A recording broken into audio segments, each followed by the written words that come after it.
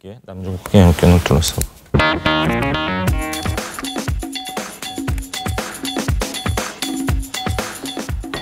네, 화제가 된 이슈를 짚어보는 시간 이슈앤스토리입니다. 박상희 심리분석 전문가 양지열 변호사와 함께 이야기 나누겠습니다. 어서 오세요. 어서 오십시오. 반갑습니다. 자, 고영정 씨가요, 드라마 중도 하차 이후에 2달 만에 처음으로 공식 석상의 모습을 드러냈습니다. 어떤 자리였습니까? 네, 궁금했습니다. 도대체 고현정 씨 어떻게 지내시나? 근데 지금 리턴의 이제 중도 하차 이후에 2달 만에 처음으로 이제 모습을 나타냈는데 예. 이번에 영화가 개봉을 합니다. 제목은 호랑이보다 무서운 겨울손님. 네. 이 시사회나 이제 공식 석상에는 이 영화 홍보 자리에 나타나지 않았었는데 예. 이제 어저께 관객과의 대화라는 시간이 있었어요. 광화문 시네큐브에서 열렸는데 고현정 씨가 이날 참여를 했습니다. 그래서 이제 오픈하자마자 그 표는 바로 매진됐다고 하고요. 이광국 감독 그리고 같은 주연 배우 이진욱 씨와 함께 자리에 앉았습니다. 네, 이 관객과의 대화 행사는 좀 논란을 의식해서인지 비공개로 진행이 됐다고 하는데요. 예. 이 고현정 씨의 참여에 관객들은 환호를 보냈습니다. 고현정 씨가 어떤 말을 했는지 한번 들어보시죠. 안녕하세요. 유정 역을 맡은 고현정입니다. 마음고생을 꽤 하셨을 것 같은데 그래도 일단은 밝은 모습으로 나타나셨는데요. 드라마 중도 하차 논란에 대해서도 심경을 밝혔습니다. 반성한다라는 표현도 쓰셨는데 오해다 이런 표현도 같이 쓰셨는데 좀 억울한 마음도 좀 있으신 것 같아요. 그러니까 어떻게 이런 일련의 일들이 있을 수 있었는지 반성을 좀 많이 해야겠다는 생각을 했답니다. 그러니까 왜 이렇게 많은 일이 일어났을까라면서 그중에 한 얘기는 오해도 있었고 한 부분은 또 말씀하신 것처럼 반성이라니까 내가 분명히 잘못한 것도 있다는 것도 인정을 하면서 또 이런 얘기도 하셨어요. 아유 그런 일이 있는데 왜 해명을 안 하느냐 주위에서 적극적으로. 그러니까 우리가 큰 일이 있다 보면 사실 진짜도 들어가 있지만 그중에는 좀 억울한 얘기도 들어가 있기 마련이지 않습니까? 네. 그래서 본인 말처럼 좋은 일도 있었고 나쁜 일도 있었고 정말 여러 가지 있었는데 일단 그런 것들은 다 접고 어제 저 자리에 대추나무 사랑 걸리는 애라는 드라마 기억하세요? 그 네. 드라마 기억하세요? 예. 그때 데뷔했던 작품인데 내가 그때 말숙이 때부터 좋아했던 팬입니다라면서 나오신 남성분이 있었다는 거예요. 예. 고현정 씨도 옛날 일 접고 다 오해됐지만 다 접고 반성하고 앞으로 나가겠습니다라는 그런 모습을 보인 겁니다. 그렇군요. 네. 좀 전에도 얘기했지만 언론 배급 시사회에 참여하는 포기를 했던 고현정 씨.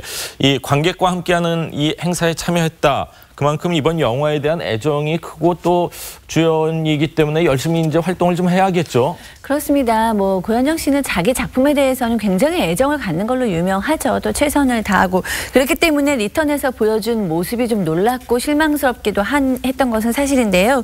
어쨌든 이번 영화에도 굉장히 애정을 갖고 있는 것 같습니다.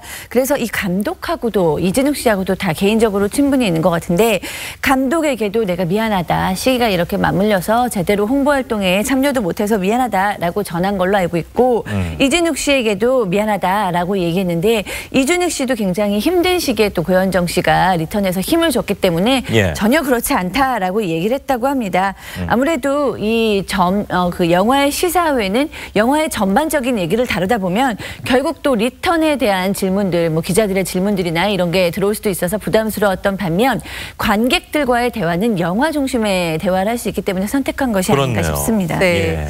이번 영화가 정말 고현정 씨가 좀 애착이 있다고 느껴지는 게 출연료 없이 좀 무료로 출연을 했다고 하는데요. 이 저희의 산 독립 영화 감독과의 좀 특별한 인연이 있어서 출연하게 됐다라고 하죠. 굉장히 오랜 시간을 같이 했다고 합니다. 그러니까 같은 주연 배우인 이진욱 배우도 이 개런티를 출연료를 받지를 않았고요. 이런 얘기를 하네요. 고현정 씨가 내가 원래 이렇게 밖에 나가는 것 자체를 별로 안 좋아하는데 혼자라도 바다가 보고 싶을 때가 있을 거 아니냐. 근데 예.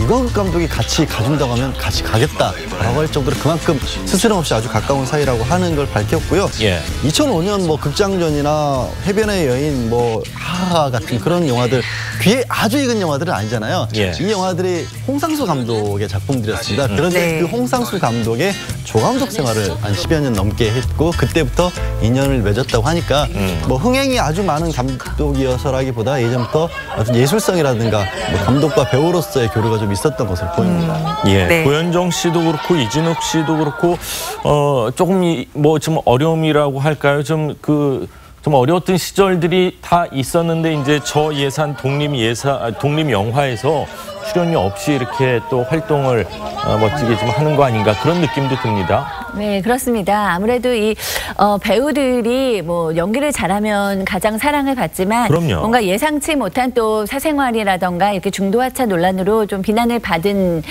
경우가 있었죠. 그렇지만 이번에 또 좋은 의미에서 돈은 받지 않고 내가 정말 좋은 영화에 출연하겠다. 의리를 보여주니까 대중들의 마음을 다시 한번 움직일 수 있지 않을까 싶습니다. 그렇군요. 이 저예산 독립 영화가 사실 가장 어려운 게 극장을 잡는 게 가장 어렵다고 하더라고요. 대한민국에서 이제 영화가 좀 골고루 좀 발전을 하려면은 이런 저예산 영화들도 극장을 잘 잡아서 좀 발전할 수 있는 계기가 됐으면 하는 그런 바람입니다. 네. 자, 다음 이야기를 좀 하겠습니다. 칸 영화제가 사랑하는 대한민국의 두 감독이죠. 홍상수 감독하고 이창동 감독의 희비가 이번에 좀 엇갈렸습니다. 자, 홍상수 감독이 이번 칸 영화제 진출에 실패했다면서요. 글쎄 뭐 실패했다고까지 말씀드려야 될지 모르겠는데 못 나가셨는데 워낙 기대를 많이 하니까 우리가 칸의 남자로까지 부르지 않습니까? 맞습니다. 지난해도 그우라는 작품하고 클레어의 카메라가 초대를 받았고 그 전에 아가씨라는 작품으로 또 경쟁 부부까지 올라가서 최소한 뭐 이번에도 나갈 수 있지 않았을까? 왜냐하면 출품을 했어요. 아가씨는 박찬욱 감독의 작품입니다. 네. 죄송합니다. 네. 갑자기 워낙 그 칸 하면 또 떠오르는 대표작이 되다 보니까 착각했는데 올해도 그 홍상수 감독하고 김민희 연인이죠. 플립이라는 작품을 내놨습니다만은 진출에는 실패를 했습니다. 올해 칸 국제영화제 5월 8일부터 19일까지 열린다고 하는데요. 아쉬움을 좀 달래준 분이 이제 이창동 감독이 8년 만에 신작을 내놨는데 이 영화가 칸 영화제 경쟁 부문에 진출을 했죠. 제목은 버닝이고요. 유아인 씨하고 스티브 연이라고 지금 해외에서 활동을 많이 하고 있는 우리 배우가 여기에 같이 함께했습니다. 네, 8년 만에 내놓으셨는데도 또 이번에 또 경쟁 부문에 진출하셨다고 하니까 정말 대단한 것 같은데요. 이창동 감독은요, 그동안 영화를 출품할 때마다 칸 영화제에 진출하는 건 물론 수상까지 해서 많은 분들이 기대를 하고 있습니다. 사실 저는 좀 기대를 하고 있는 게 이번 작품 주연을 맡은 유아인 씨도 좋은 트로피 하나 들고 오시는 게 아닌가 하는 생각이 들거든요. 정말 그랬으면 좋겠습니다. 유아인 씨가 굉장히 개성 있는 연기를 선보이시는데 사실 이창동 감독이 영화를 낼 때마다 칸 영화제에서는 기다렸다는 듯이 이렇게 초청을 하거든요. 사실 굉장히 유명했죠. 미량, 전도연 씨가 참여했던 미량은 전도연 씨에게 여우주연상을 안겨줬죠. 그리고 뭐 2000년도에는 박하사탕 또 이제 진출을 했고요. 2010년에는 시로 각본상을 받았습니다. 그러니까 이창동 감독은 정말 칸이 사랑하는 감독이다라는 말이 무색하지가 않은데 이번에도 이제 4번째 레드카펫을 밟잖아요. 이 이창동 감독의 이 영화에 대한 반응은 어떨지 또 전도연 씨에서 우리 유아인 배우도 좋은 어떤 주연상을 받아올지 그다음에 이제 스티브 연이라던가 또 이제 장진영이신가요? 새로운 신인 배우도 같이 가는 걸로 아는데 어떤 반응이 나올지 굉장히 궁금합니다. 근데 이 유아인 씨 절친으로 알려진 송혜교 씨도 SNS에 좀 응원을 하면서 우리 꼭 나무주연상 하나 타와라 이런 기대가 엄청 더 커지는 것 같아요. 그렇습니다. 송혜교 씨는 어떻게 지내고 있는지 또 궁금한데요. 송혜교 씨와 유아인 씨가 같은 소속사 선후배고 친하기가 아주 유명하죠. 그래서 유아인 씨가 송혜교 씨가 주연을 맡은 태양의 후예에 카메오로 등장하기도 했고요. 또 송혜교 씨와 송중기 씨의 결혼식에 축사를 맡기도 했습니다. 굉장히 두터운 우정을 보여줬는데 이번에도 역시 버닝, 유아인, 2018, 5 이렇게 해가지고 뿌듯함을 드러내면서 이제 응원을 했고 정유미 씨도 SNS에 응원의 글을 게재했습니다. 그렇군요. 우리가 보통 이제 한류 하면은 음악을 많이 생각하는데 영화에서도 이제 음악만큼이나 이렇게 한류가 좀 많이 전파됐으면 하는 바람인데 자, 세계 영화 축제 이 칸 영화제에서요. 해외 관객들을 만난다는 것 자체만으로도 배우건 감독이건 정말 기분이 좋을 것 같습니다. 자, 이번에 윤종빈 감독의 공작 이 영화도 칸 영화제에서 상영이 된다고요. 네, 이제 비경쟁 부분이긴 합니다. 미드나잇 스크린 섹션이라고 따로 그 코너가 마련이 되는데 이 영화 자체가요. 만만치 않습니다. 황정민, 이성민, 조진웅, 주진우처럼 우리 내에서 연기로도 특히 액션이나 이런 걸로도 굉장히 평가를 많이 받는 분들이지 않습니까? 또 내용이 90년대 중반에 이 북한 핵 개발 이거를 파헤치려고 우리 첩보원이 북한에 들어가서 잠입한다는 겁니다. 그 안에서 남북 권력층 사이의 첩보전을 다루는 소재라서 사실 이게 좀 참 씁쓸한 얘기긴 합니다만 전 세계에서요 대한민국처럼 첩보전을 요즘 시대에 만들어서 바깥에 내놓을 수 있을 만큼 관심이 가는 데가 또 어디 있겠습니까? 그렇죠. 지금 경쟁력이네요. 그것도 어떻게 보면. 한참 북한 핵 개발 가지고 맞습니다. 세계가 주목을 하고 있으니까 예. 물론 우리는 이제 핵 문제는 잘 원만하게 해결이 되겠지만 그래서 배경도 딱 90년대로 잡아서 저 때는 이제 위험했던 게 사실이니까 예. 저거를 잡는다고 하고요. 이 미드나잇 스크린 섹션이라는 것 자체가 말씀드린 것처럼 액션이나 판타지나 뭐 스릴러 이런 것처럼 장르 영화들 그러니까 정말 밤늦게 우리가 뭐 맥주 한잔 하면서 이렇게 볼만한 그런 영화들인 거거든요.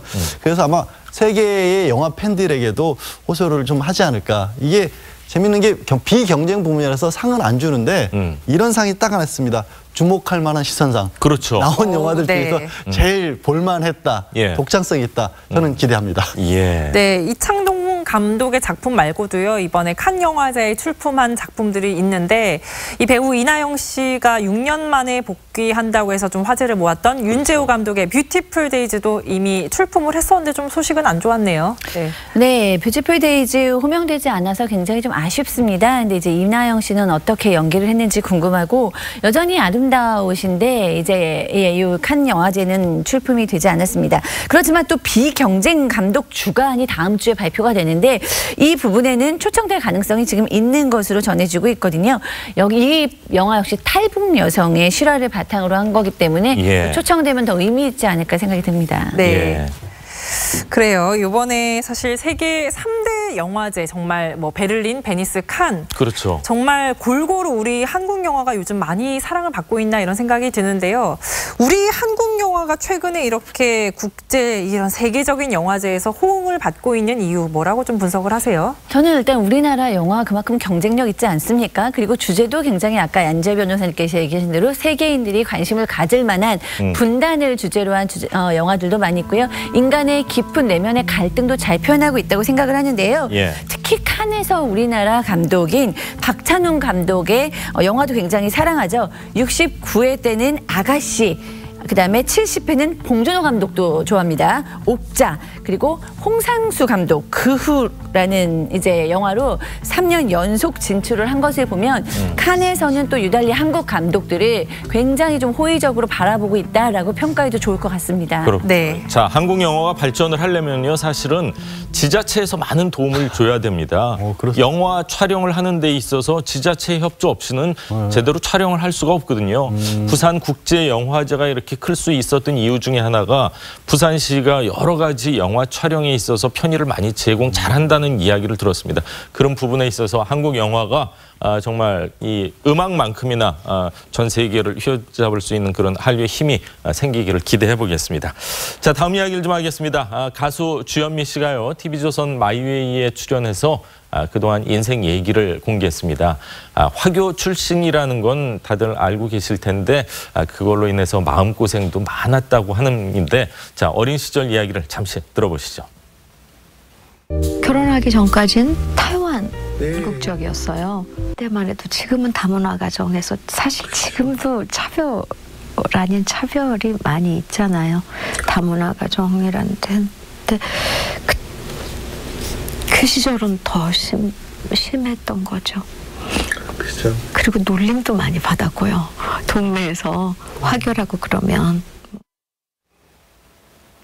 네, 피부색이 다른 것도 아니고 피부색이 다른 분들은 아마 더 저런 마음 고생이 심하지 않았을까. 지금과 그 어렸을 때 당시는 시간은 많이 흘렀지만 지금도 사실은 그런 차별이 조금은 우리 사회에 있지 않나 하는 안타까움이 있는데 예전에는 훨씬 더 심했겠죠. 이제 지금은 정말 지구가 한 가족이고 이렇게 굉장히 좀 인터넷으로도 잘 연결이 되기 때문에 예. 외국인에 대해서 굉장히 좀 오픈 마인드로 받아들이는 경우가 많은데 사실 이제 저 어렸을 때만 해도 보면 외국 사람 뭐 외국에서 태어났대라고 얘기하면 일단 모습이 틀리지 않아도 한번 놀리고 지나가는 그렇죠. 경우들이 있었어요.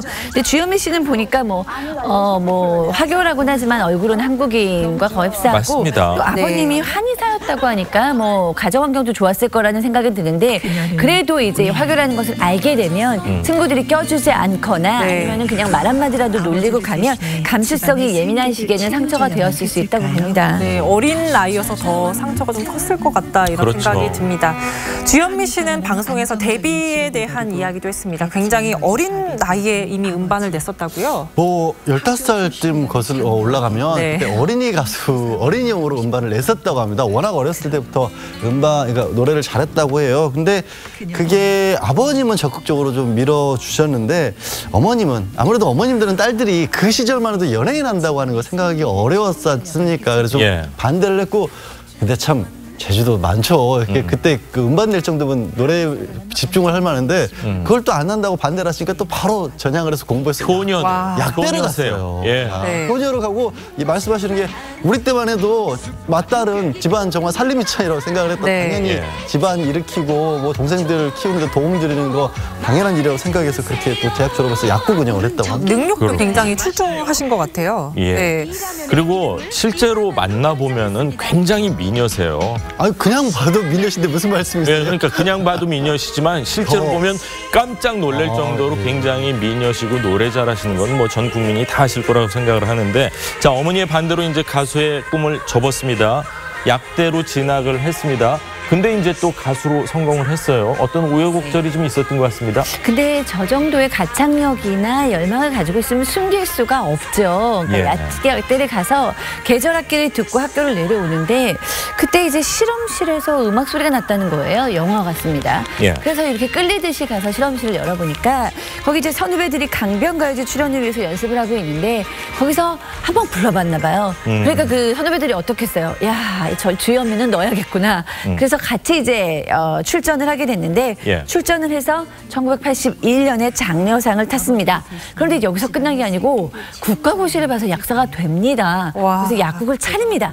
그런데 이제 약국이 생각보다 잘 되지는 않았대요. 그런데 주변에서 또 다시 너는 가수를 해야 돼 라고 얘기를 하니까 그래 그럼 가수를 한번 해서 생계에 좀 도움이 돼볼까? 약국이 잘 됐으면 큰일 날 뻔했네요. 약국이 잘 됐으면 이제 거기에 굉장히 시간을 많이 뻔했어요. 썼어요. 그 약국을 하면서 가수도 하면서 그런데 수입 차이가 많이 나지 않았겠습니까? 결국에는 이제 가수만 하셨다고 합니다. 네, 저는 사실 주현미 씨를 비 내리는 영동교 이 노래로만 좀 알고 자세한 이분의 인기는 제가 그 시절을 겪어보지 않아서 잘 모르는데 인기가 어느 정도였습니까? 그 인기가 어느 정도였던 건 그냥 무명 시절이 없었다, 신인 시절이 없었다라고 말씀을 드려야 될 것 같아요. 왜냐하면 말씀하신 비 내리는 영동교가 85년에 나왔는데요. 그 노래를 발표하면서 신인상을 받긴 받았는데 그 노래로 바로 동시에 10대 가수상을 받았습니다. 그러니까 등장하자마자 10대 가수가 된 거고 요즘하고 그때하고는 분위기가 어떻게 차이가 나냐면 요즘은 워낙 가수분들이 음반도 자주 내시고 뭐 한번 뭐 차트에 올라갔더라도 음원 차트 올라가도 금방 사라지잖아요. 저 때는 85년이면 주로 LP도 있었고 CD도 나오기 전이었고요. 카세트 테이프 시대였기 때문에 그냥 길에 걸어다니면 지금은 못 들으실 텐데 그때 이제 가판에서 음악을 많이 틀었거든요. 명동 같은 데 지나가면 그냥 계속 가는 동안 주현미 씨 음악만 노래만 들으면서 가는 거예요. 이후로 나온 게 뭐 신사동 그 사람 짝사랑 잠깐만 또 만났네 노래 들으시면 잘 모르신다고 하셨지만 이 노래 분명히 들어봤네라고 하실 겁니다. 예전엔 사실 버스 정류장 앞에 레코드점이라는 게 항상 있어서 거기서 이제 그 이렇게 음악 소리도 나고 그리고 그런 큰 레코드 가게에 신청을 해요. 내가 좋아하는 노래가 이거니까 여기다 테이블 좀 녹음을 해주십시오 하면은 그 노래를 듣고 또 학생들 같은 경우에는 라디오에서 나오는 음악을 카세트 테이프로 딱 동시에 녹음을 했는데 DJ 말소리가 들어가면 그건 또 좀 가치가 좀 떨어지고 막 그랬던 시절이 있는 것 같습니다. 자, 활발한 활동을 하면서 정말 인기를 얻던 주현미 씨가 활동 중에 어려운 일이 생겼을 때 도움을 준 분이 있는데 김동건 아나운서였다고 합니다. 일화를 공개를 했는데 어떤 일인지 한번 직접 들어보시죠. 많은 가수들이 막 불평하는 거예요. 내가 그 가수들한테 내가 얘기했어요. 네가 만약에 그 안에 들어가 있고 난 가수들이 기다리고 있었다고 생각을 왜 못하냐. 얼마나 속상하겠냐 본인이. 벌금일 거야 아마. 그 얼마 내라고. 300불이면. 와, 벌금을 대신 내줬다. 이게 어떻게 된 일입니까? 그러니까 이게 아마 당시에 이제 가수분들이 리비아에 갔답니다. 그러니까 예. 중동에 우리 한참 많이들 건설 업체들 진출을 뭐 했었잖아요. 대수로 뭐 해서 그런 그런가 거 보죠? 있었기 때문에 예. 다 같이 합동 공연을 갔는데 주현미 씨가 아까 얘기 잠깐 나온 것처럼 대만 국적의 화교셨으니까 예. 그때만 해도 냉전식이고 하다 보니까 이게 입국이 자유롭지가 않았던 모양입니다. 그러니까 혼자만 공항 안에서 갇혀서 못 나온 거예요. 그러니까 다른 가수들이 아니 지금 저 친구 때문에 못 나오게 돼서 우리만 불편한 거 아니니까 김동건 씨가 화를 내시면서 아니 입장을 바꿔놓을 생각해 보라고 당신만 혼자 남아있으면 후배 가수가 저렇게 있는데 나머지 사람들이 밖에서 있으면 얼마나 불편하고 자기만 얼마나 마음이 안 좋겠냐고 그래서 예. 나서셔서 저거를 문제를 해결하면서 아마 벌금이 문제가 아니라 거기서 목소리 높여가면서 이렇게 좀 실랑이도 버리고 큰 소리 떼서 나오게 해달라고 한 게 아마 김동건 아나운서였을 아나운서들의 특징 중에 하나가 목소리가 좀 큽니다. 그래가지고 목소리를 크게 해서 아마 공항에서 굉장히 위축될 수 있는 상황이었잖아요. 그때 사실 중국에 뭐 하나의 중국 해가지고 타이베이 국적이면 그럼요. 예. 국교가 안 돼 있으면 뭐 입국 안 된다 뭐 이런 지금도 약간 뭐 그런 부분이 지금도 있는 그런데 걸로. 그때는 냉전 시대였으니까 더 심했을 때 그 문제를 해결해 주신 거죠. 그래서 예. 지금도 아버지같이 멘토로서 지금 섬기고 있다라고 합니다. 정말 김동건 아나운서가요. 불의를 보면 못 참는 성격이세요. 네. 그리고 여담입니다만 불의를 보면은 정말 참지를 안 하시는데 주먹도 이렇게 되게 좀 크세요. 뭐 그걸 주먹을 막 쓴다는 이야기는 아니고요. 굉장히 이제 불의에 대해서 엄격하시고 본인에게도 굉장히 엄격하신 그런 분이세요. 그런 저도 분이셨죠. 참 네. 존경하는 뭐 선배님이시죠. 예. 아, 네. 이번 방송에서는요, 주현미 씨의 다른 근황도 좀 볼 수 있었습니다. 곧 있을 디너쇼 연습도 좀 열심히 하고 계시다고 하는데요. 이 매년 어버이날 디너쇼를 열고 계시죠? 네, 그렇습니다. 데뷔하신 지가 굉장히 오래됐는데 데뷔하고 한 번도 빠짐없이 5월 8일에는 어버이날 디너쇼를 연다고 합니다. 왜 어버이날 디너쇼를 항상 그렇게 여십니까? 라는 질문에 뭐 예상대로의 질문이 나왔습니다. 제 어머니를 위해서죠 라고 얘기하셨는데 지금도 이제 이 어머니께서 딸에게 폐가 되지 않도록 공연장에 오신다고는 하는데 구석에서 몰래 보신다고 합니다. 모든 어머니들에게 위로가 되는 디너쇼가 성황리에 잘 개최되었으면 좋겠습니다. 예. 네. 주현미 씨 노래도 정말 잘하는데 예전에 뭐 말도 안 되는 루머로 마음고생도 많이 하셨던 걸로 알고 있고 노래도 잘하고 노래하지 말고 공부해라 그러니까 공부 열심히 해서 약사까지 공부도 되시고 잘하시고. 예, 네. 정말 효녀가 아닌가 그런 생각이 듭니다. 자, 오늘 두 분 말씀은 여기까지 잘 들었습니다. 감사합니다. 고맙습니다. 고맙습니다. 고맙습니다.